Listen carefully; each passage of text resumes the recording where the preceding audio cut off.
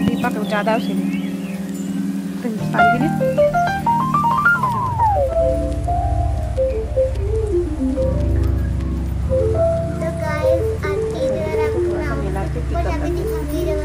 के लिए अभी यहाँ पे हमारी पूजा हो रही है, हम स्टार्ट कर रहे हैं। मैंने भी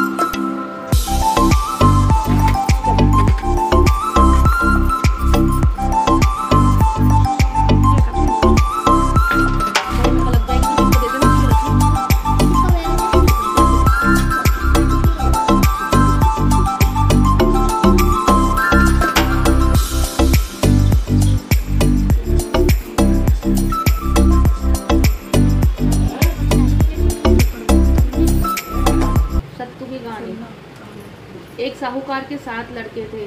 सातों की शादी हो चुकी थी। सातों बहुओं के होने से घर में रौनक रहा करती थी। बड़ी 6 बहुओं के पियर में तो भाई बंद थे, पर जो सबसे छोटी 7वीं बहू के पियर में कोई सदस्य नहीं था।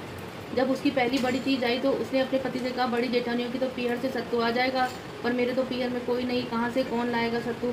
मुझे तो कहीं से 1.25 सेर सत्तू आप ही लाकर दे देना।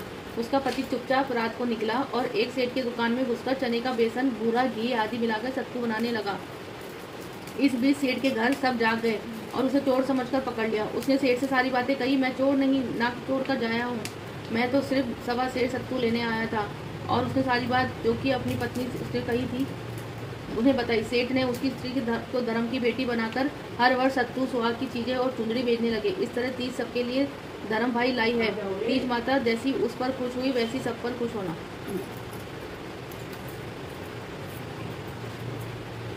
एक साहूकार था, उसके 7 बेटे थे, सभी का विवाह हो चुका था। 7वें बेटे की बहू अनाथ थी। किसी दयालु आदमी ने उसे पाल पोस कर घर के कामकाज में होशियार बना दिया था। वह सुंदर थी, बहुत थी तथा साहूकार के दान दहेज रुपए पैसे का लोभ नहीं था, इसलिए इस लड़की के गुणों को देखकर अपने घर की बहू बना लिया था। कामकाज में होशियार व शांत स्वभाव की होने के कारण इसको ससुराल में भी सबका प्यार मिला, किसी प्रकार का दुख नहीं था।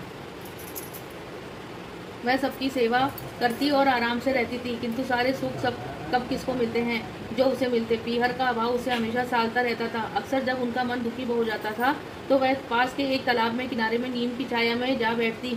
वहाँ बैठकर उसे बहुत शांति मिलती थी। ऐसा लगता था जैसे वह अपने पिताजी के पास बैठी है। कुछ दिनों बाद तीज का त्यौहार आया। सभी जेठानियों के पीहर से कपड़े, जेवर तथा मिठाई वगैरह आई। सभी अपनी चीज़ों की बड़ाई कर रहे थे। छोटी बहू को सुनाकर उसका मजाक उड़ा रहे थे। सुनकर छोटी बहू बहुत दुखी हो गई। उसने अपनी आंखों में आंसू बहने लगे और मन नहीं लग रहा था, सो वह उसी नीम के पेड़ के नीचे जाकर बैठ गई और सोचने लगी, काश मेरा भी कोई भाई होता तो मेरे लिए भी कुछ लेकर आता, तो मेरी जेठानियाँ इस तरह मेरी हंसी तो नहीं उड़ाती। जब बहुत देर हो गई तो उसके मन को शांति मिली, तो वापस उठकर घर पहुंची और अपने काम में व्यस्त होने लगी। इधर नीम देवता को उसकी हालत देखकर बहुत दुख हुआ। वह गाजे बाजे के साथ सत्तू के लड्डू, कपड़े, गहने, श्रृंगार का सब सामान लेकर उसके घर पहुंचे तथा बताया कि छोटी बहू के लिए लाए हैं। सबको बड़ा तजुब हुआ कि ये कौन है। बहुत पूछताछ करी तो उन्होंने बताया कि वह छोटी बहू के भाई हैं। बचपन में ही जब तालाब में नहाने गए थे तो किंतु दूर बह गए थे। वही एक गुड़िया तीज माता से बचाकर निकाल लिया और पाल पोस कर बड़ा कर दिया था। जब बहन का पता चला तो बहन से मिलने आ गए हैं। इस तरह भाई मिलने से छोटी बहू तो खुशी का कोई पार नहीं था। उसके मन की इच्छा पूरी हो गई थी। सब दुख दूर हो गए थे। भाई की खातिर वह उठी, खूब नक्श कर श्रृंगार कर तीज माता की बड़ी श्रद्धा से पूजा करी। मनोकामना की जैसी कृपा तीज माता ने उस पर करी वैसी सभी कन्याओं पर करती रही। एक साहूकार का लड़का कोढ़ी था, उसमें बुराइयां बहुत थी तथा वह वेश्यागामी था। दूसरी तरफ उसकी बहू पतिव्रता थी। वह हर रोज अपने पति को कंधे पर बैठाकर वेश्या के घर छोड़ने जाती थी और सवेरा उसे लेने आती। रास्ते में उसे नदी पार करनी पड़ती थी। कजली तीज आई तो उसने बड़े भाव से तीज माता का व्रत रखा, परंतु उस दिन उसका पति बार बार वेश्या के घर गया। वह जाकर उसको वापस लाती। इस बीच अपना सारा धन भी उसने उस वेश्या को दे दिया। उसी दिन वह जब 7वीं बार अपने पति को वेश्या के घर से लाने जा रही थी, जब नदी पार करने लगी तो वह दूध दही से भरी हुई थी और उसमें नींबू, तुरई, ककड़ी और आकड़े का एक पत्ता बह रहा था। वह जब वह उस नदी से पार से गुजर रही थी तो नदी में से 3 बार आवाज आई, आवतड़ी जावतड़ी दोनों खोल पी जो पी घर आवे। उसने ऐसा ही किया। इसके बाद वह घर जाकर 16 श्रृंगार करके नीमड़ी तीज माता की पूजा करने बैठी। इधर तो वह घर में पूजा करने बैठी, उधर उसके पति को सद्बुद्धि आ गई। वह वेश्या से लड़कर अपना सारा धन उसे छीन कर आने लगा। रास्ते में उसे सोचा कि नदी में स्नान कर लूं। जैसे ही नदी में आया उसका सारा कोढ़ भी खत्म हो गया। जब वह जल्दी से खुशी खुशी घर गया प्रसन्न मन से, तब पति पत्नी जोड़े सहित पूजा की। इसलिए हे तीज माता, इस कथा को सुनने व कहने वालों के प्रति ऐसी कृपा दृष्टि बनाए रखना। समझ में आ रही है? आंकड़ी नीमड़ी की कहानी। एक सेठ जी थे, उनके बहुत खूब अच्छा तो व्यापार था, घर भी भरा बुरा था, बेटे बहू पोते पोतिया सब थे, लेकिन सेठ जी बहुत कंजूस थे। सारे समय काम व्यापार में भी और घर पर भी कभी एक दिन भी छुट्टी नहीं रखते थे। उससे सारे नौकर चाकर व घर की बहुएं दुखी थी कि ससुर जी कभी भी ऐसा नहीं कहते कि आज तीज त्यौहार है तो ये काम नहीं करो, बस सारे समय काम ही काम। सो एक दिन बहुएं ने सोचा कि अपने ससुर जी को सीख देंगे। ससुर जी सुबह शौच के लिए जंगल में जहाँ जाते थे वहाँ 2 पेड़ थे, एक नीम का और एक आंकड़े का। सो जब दूसरे दिन सुबह ससुर जी शौच करने जाने लगे, उससे पहले दोनों बहुएं एक एक पेड़ पर चढ़ गई। जब सेठ जी आए और शौच करने बैठे तो नीम के पेड़ पर बैठी एक बहू बोली, भाई आग चढ़ी? तो आंकड़े के पेड़ पर बैठी बहू बोली, हाँ भाई नीम चढ़ी कहे हाँ भाई आग चढ़ी कहे हाँ भाई नीम चढ़ी। अग तो रखे ना सब तो मारो सेठ जी ने हंग तो। ऐसे 2-3 बार बोली तो सेठ जी डर गए और भूत चिल्लाकर घर की तरफ भागे। घर जाकर सेठानी को सारी बात बताकर बोले कि आज तो मैं बड़ी मुश्किल से जान बचाकर आया, वरना भूत मुझे मार ही डालता। तब से उन्होंने कह दिया कि व्यापार में 1 दिन की छुट्टी रखेंगे, घर पर भी 1 दिन का ये तीज त्यौहार पर काम की छुट्टी रखकर बहुओं को आराम देंगे। और उनको सद्बुद्धि आ गई, इसलिए बृहस्पतिवार को झाड़ू पोछा वे कपड़े वगैरह नहीं धोते हैं। और आज बृहस्पतिवार ही आ गया।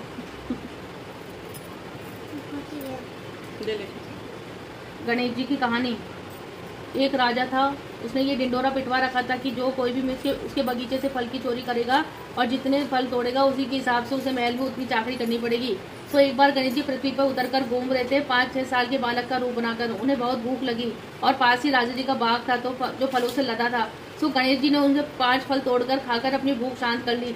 भूख तो शांत कर ली, परंतु उन्हें पता चला कि राजा की ये शर्त है कि उन्होंने एक गरीब लड़के को वेश बनाया। राजा के महल के पहुंचे और उन्हें शर्त के अनुसार नौकरी मांगी।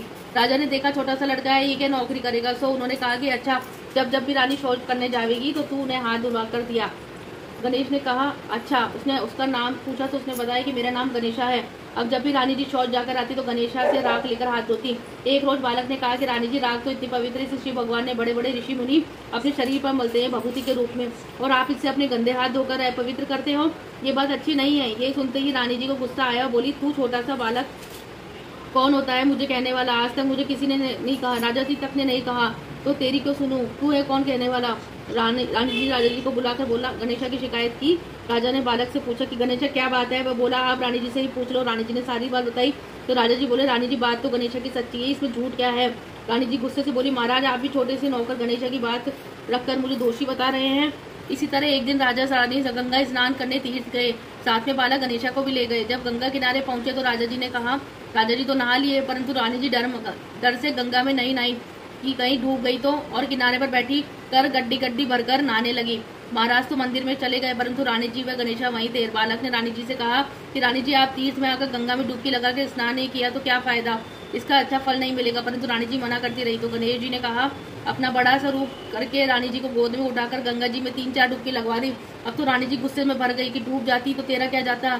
तो उन्होंने राजा जी से कहा, शिकायत करी। राजा जी ने सारी बात सुनकर रानी जी को कहा कि गणेशा ने ठीक किया जो तुम्हें डुबकी लगवा दी। अब रानी जी फिर दुखी हुई, महाराज आप तो बस गणेशा की ही बात रखते हो। इस तरह करते करते 5 साल पूरे हो गए और गणेशा जी के जाने का वक्त भी पूरा हो गया। वह राजा जी की भी शर्त भी। इधर राजा जी ने एक यज्ञ व पूजन करने की सोची। पूजा वाले दिन रानी जी ने फिरोजी ड्रेस पहनी चाहिए तो गणेशा ने फिर टोक दिया कि महारानी जी पूजा के समय क्या नीली फिरोजी ड्रेस पहन रहे हो, आपको तो सुहागनी रंग केसरी, कसुमल या गुलाबी पहनना है। ये कहकर उन्होंने महारानी जी की ड्रेस फाड़ दी। अब तो रानी जी गुस्से में पार नहीं था। उन्होंने उसी समय महाराज को बुलाया। महाराज आए और गणेशा से पूछा कि अब क्या बात है। उसने कहा, आप महारानी से पूछ लो कि क्या बात है। रानी जी गुस्से में बतलाया कि आप गणेशा को बहुत सिर चिढ़ा रखा है, आज तो उसने हद कर दी। उन्होंने अपनी फटी ड्रेस राजा को बताई। उधर गणेश जी ने भी राजा की बुद्धि को पलट दी, क्योंकि उन्हें अब नौकरी नहीं करनी थी। सो राजा जी गुस्से से बोले, गणेश तेरी ये हिम्मत, तुझे नौकरी करनी है या नहीं? राजा जी गुस्से से बोले, निकल जा। उस तरह गणेश जी ने अपना 5 वर्ष का समय पूरा करके आ गए। अब उधर महल में रानी जी जब पूजा के लिए तैयार होने लगी तो उन्होंने कहा कि महाराज मैं तो केसरिया ड्रेस ही पहनूंगी जो हमेशा गणेशा ने कही थी। फिर जब वो ब्लाउज निकाले तो लहंगा नहीं मिले, लहंगा निकाले तो ओढ़नी नहीं मिले। राजा रानी दोनों परेशान, क्या बात हो गई। पूजा करने लगे तो कभी चोपड़ा नहीं मिले, चोपड़ा मिले तो कुमकुम नहीं तो चावल नहीं मिले। अब तो राजा घबराए। उन्होंने पंडित जी से पूछ कि भाई क्या बात है, तुमने अभी सभी देवता को न्योता दिया कि नहीं या भूल गए हो? पंडित ने ध्यान करके बताया कि महाराज जी सभी देवगण हाजिर है, बस गणेश जी का स्थान खाली है, आपने उनको नहीं बुलाया। राजा जी बोले, ऐसा कैसे हो सकता है? पंडित बोला, आपका नौकर गणेशा कहाँ है? राजा जी ने कहा कि मैंने तो उसे डांट कर महल से बाहर कर दिया। पंडित जी बोले, महाराज ये गणेशा नौकर नहीं था, ये तो साक्षात गणेश भगवान थे और आपने उन्हें डांट कर भगा दिया, इससे उसका स्थान खाली है। अब राजा बोले, मैं कहाँ जाऊँ, क्या करूँ? खैर राजा अपने पंडित व नौकर चाकर के साथ बाहर निकले। उन्हें एक जगह गणेशा मिल गया। राजा ने कहा, उनके चरण स्पर्श कर माफी मांगी, भगवान मैं तो आपको पहचान ही नहीं पाया, सो मेरे में इतनी बड़ी गलती हो गई। अब आप यज्ञ में पूजा में पधार कर अपना स्थान ग्रहण करें। तब गणेश जी ने अपना वास्तविक रूप बनाकर राजा के महल में पहुंचकर अपना स्थान लिया। तब पूजा में यज्ञ शुरू हुए। सो हे भगवान, जैसे राजा ने उनसे खुश हो वैसे सब उनकी मनोकामना पूरी करना।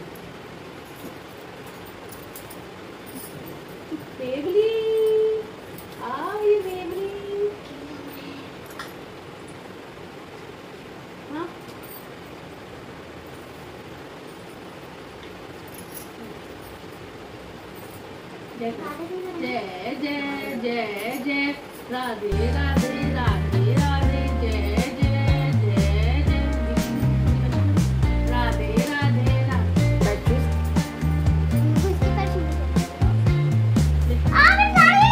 अरे नहीं, जय जय जय जय राधे राधे राधे। जय जय राधे राधे।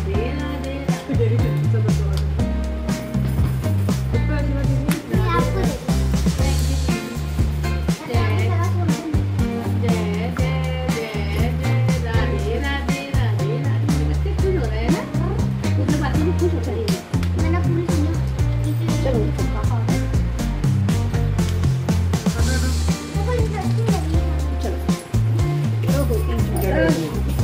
बच्चे को लाए